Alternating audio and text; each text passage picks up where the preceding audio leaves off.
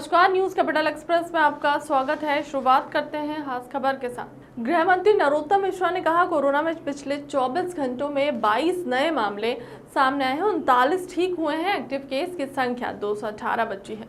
Varanasi court के फैसले पर भगवान राम और महादेव इस देश में विधानसभा मानसून सत्र पर कमलनाथ के लिए क्या कहें। खुद को संसदीय ज्ञान में महारथी बताते हैं और संसद में गोविंद सिंह पर स्वागत है। उनका मेरा मित्र है। कमलनाथ पर मर्मज्ञ ज्ञाता बताने वाले बकवास बताएंगे तो जनता भी बकवास समझने लगती है।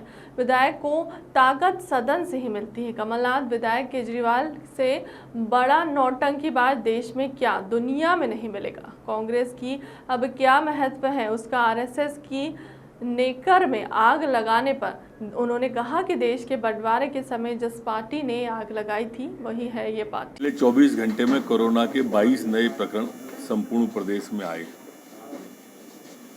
39 लोग ठीक होकर अपने घरों और गंतव्य की ओर गए। एक्टिव केस वर्तमान में 218 संपूर्ण प्रदेश में हैं। जो सैंपल लिए गए 24 घंटे में वो 3076 है।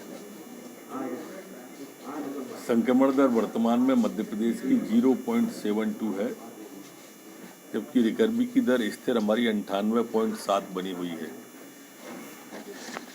पुलिसकर्मी निरंक हैं, एक्टिव में भी और नए आने में भी। जो पिछले 24 घंटे में वैक्सीनेशन हुआ है वो 42,202 लोगों का हुआ है। अभी तक जो कुल वैक्सीनेशन हुआ है वो 13,05,15,881 लोगों का अभी तक कुल वैक्सीनेशन हुआ है। जी देखिए, वही तो मैं कह रहा हूँ कि जो संसदीय ज्ञान का मर्मज्ञ अपने आप को बताते हैं, ज्ञाता बताते हैं, वो अगर सदन के भाषण को बकवास कहेंगे तो फिर जनता भी कांग्रेस को बकवास समझने लगेगी। लोकतंत्र का मंदिर है, वो ईंट गारे का नहीं है। वो सदन जनता की भावनाओं का प्रतिनिधित्व करने वाला सर्वोच्च सदन है। सबको ताकत, कमलनाथ जी को भी ताकत उसी सदन से मिलती है जिसको वो बकवास कहते हैं।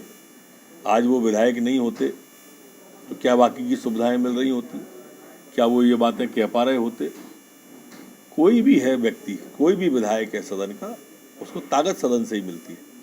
ऑटो वाले से नहीं मिलने दिया गया, गुजरात में उनके साथ बड़ा अन्याय हुआ। भोजन करना चाहते थे। देखो, केजरीवाल जी से बड़ा नौटंकीबाज आपको दुनिया में नहीं मिलेगा। देश की तो बात ही अलग है। एक तरफ गुहार लगा रहे थे कि मोदी जी हमें सिक्योरिटी नहीं दे पा रहे, और दूसरी पार जनता को जाकर के इस तरह का स्वांग रच रहे थे। अब दिल्ली की जनता उन्हें समझ गई है कि ये जो भ्रम फैला के राजनीति करते हैं, अब ये ज़्यादा दिन नहीं चलने वाली है, और अब केजरीवाल एक्सपोज हो गए। सरकार चर्चा से भागती है, खुद ही नहीं आ रहे हैं। अब क्या कहें उनके लिए। अपने आप को संसदीय ज्ञान का मर्मज्ञ बताते हैं। कहते हैं मेरी पीएचडी है, मैं संसदीय कार्य मंत्री रहा हूँ, बड़े सदन का रहा हूँ। प्रारंभ वाले ही दिन अनुपस्थित।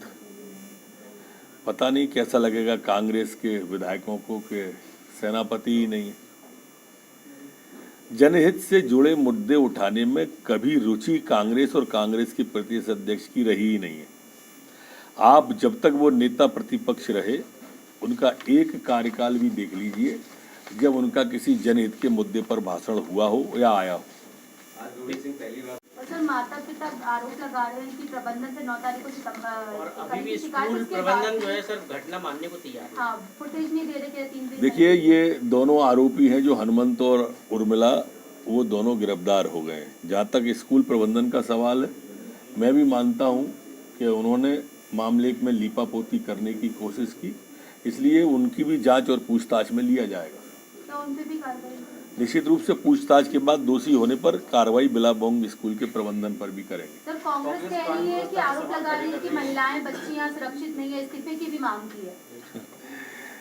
वो कांग्रेस जो कभी भी जिन्होंने सत्य का पक्ष नहीं लिया, सिर्फ भ्रम की राजनीति की, उनसे क्या उम्मीद करेंगे। करण मोरवाल का भी मामला। संसदीय कार्य मंत्री और नेता प्रतिपक्ष अच्छे मित्र हैं, पुराने मित्र हैं और सब नेता प्रतिपक्ष के हवाले कर दिया। नहीं, नेता प्रतिपक्ष मेरे मित्र हैं, इससे कमलनाथ जी को क्या ज्वेलसी होगी, मैं समझ नहीं पाया। वो अपनी बात कहें, नेता प्रतिपक्ष जी अपनी बात कहेंगे। नेता प्रतिपक्ष बहुत सीनियर व्यक्ति हैं। कमलनाथ जी विधायक की दृष्टि से तो पहली बार के ही विधायक है ना, सांसद लंबे समय से हो सकते हैं। सर बिलावों में